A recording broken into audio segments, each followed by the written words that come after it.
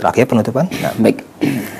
Jadi itu yang bisa kami sampaikan, dan sebagai penutup saya nasihatkan kepada antum dan saya pribadi, karena memakan makanan sesuatu yang susah, sesuatu yang sulit, dan tapi paling tidak saya memberikan nasihat pada diri saya dan antum sekalian, ingatlah bahwasanya kaum muslimin itu makan dengan satu usus, sebagaimana diriwayatkan oleh Imam Al-Bukhari, dan kaum orang kafir makan dengan 7 usus. Ada pun tafsir hadisnya silakan tanyakan kepada para ustadz yang lebih faham. Ya. Dan tentunya walaupun Al-Imam Al-Albani menghasankan hadis yang perut itu isinya wadah yang lebih buruk dari anak Adam itu adalah perut dan isinya sepertiga buat makanan, sepertiga buat minuman, sepertiga buat air. Kabarnya ada yang mendhaifkan dan sebagainya. Paling tidak kita memberikan nasihat. Orang kafir makan dengan 7 usus dan kita makan dengan 1 usus. Maka silahkan fahami hal ini dan tanyakan kepada guru-guru kita, ustaz-ustaz kita. Yang jelas kita beda dengan orang-orang kafir. Tujuan hidup kita juga beda. Ya, maka saya tetap meyakini bahwasanya berpantang itu sesuatu yang bagus. Berpantang itu sesuatu yang bagus. Sebagaimana Nabi juga mengajarkan, tidak semuanya harus kita makan. Dan betul, sekali-sekali tidak ada masalah kita memakan makanan, nggak ada masalah, sama sekali nggak ada masalah, sekali-sekali. Tapi cobalah kita bercermin, betulkah itu sekali-sekali yang sering kita katakan? Udah nggak apa-apa lah sekali-sekali. Betulkah? Jujur bicara dari hati nurani yang luhur, disampaikan dengan tulus ikhlas. Betulkah itu sekali-sekali atau yang kesekian kali?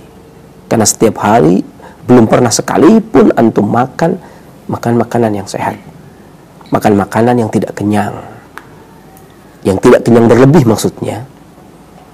Ya, kenyang secukup, gak ada masalah, wajar lah kita mau makan itu sampai kenyang, wajar, tetapi tidak berlebihan dalam kenyang. Terkadang seseorang makan kenyang kemudian masih ditambah lagi buah lah, kue lah, minuman lah. Makan sudah kenyang, ditambah dengan minuman sudah kenyang, lebih dari kenyang, kelebihan dari kenyang. Ya, dan perut tidak kuat, bisa mengakibatkan bengkak perutnya, buncit, kegemukan. Baru setelah buncit baru diet ya, diet dong. Kemudian diet berpantang, ya diet itu alhimiyah, berpantang itu alhimiyah. Menjaga sesuatu yang perkara yang bukan alhimiyah, itu bukan pola hidup, tapi menjaga sesuatu yang membahayakan tubuh agar tidak masuk. Begitu sudah merasa berat tubuhnya, baru kemudian alhimiyah, diet, berpantang. Ketika enggak, nggak apa-apa, ini sekali. Ada sekali-sekali. Ya, maka saya anjurkan sekali-sekalilah hidup sehat.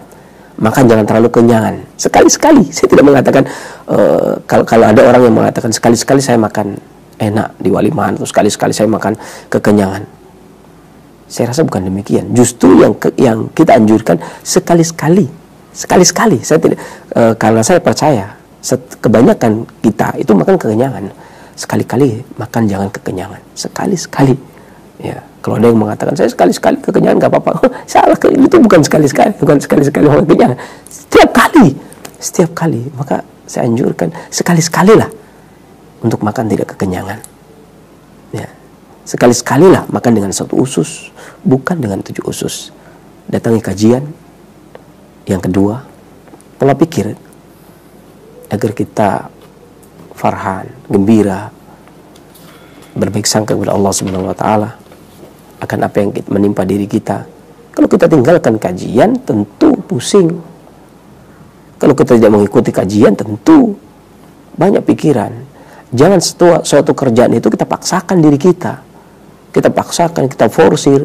Kalau sesuatu itu diforsir itu tidak akan selesai, nggak perlu memforsir diri. Atau tidak selesai.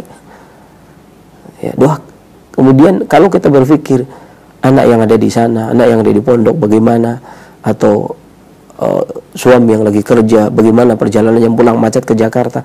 Kalau kita hanya bisa memikirkan saja, nggak perlu, doakan saja, nggak perlu banyak berpikir. Ya. Kalau berpikir itu tidak akan menyelesaikan masalah. Apakah ketika kita pikirkan tiba-tiba jalan yang macet, tidak juga. Yang terjadi kecelakaan dan sebagainya tidak terjadi dengan pikiran, tidak. Ini kan kita doakan saja. Begitu pula dengan ketika kita tinggalkan orang-orang yang kita sayangi, apa kita harus berpikir? Bersedih boleh, ada batasannya. Berkabung ada batasannya. Ya, dan selanjutnya serahkan kepada Allah Subhanahu wa taala, karena sungguhnya semuanya dari Allah dan akan kembali kepada Allah Subhanahu wa taala. Datangi kajian. Ya, kemudian jangan begadang kalau tidak sesuatu yang membuat engkau bahagia. Bergadanglah kalau memang sesuatu tersebut membuat kolbu kita kuat, menyelamatkan kolbu, menyehatkan kolbu, menguatkan kolbu, silakan begadang. Tapi kalau hanya melemahkan kolbu dari sisi materi ataupun fungsi, ya, sehingga merubah tabiat kita dikarenakan adat kita, maka hindarilah. Lakukanlah adat yang bagus, karena adat adalah tabiat kedua. Lakukanlah adat yang bagus, karena adat adalah tabiat kedua. Biasakan diri kita dan melakukan sesuatu yang bagus. Jangan cari-cari sesuatu yang meringankan diri kita, menyenangkan diri kita, tapi akan buat bencana di kemudian hari. Allah alam.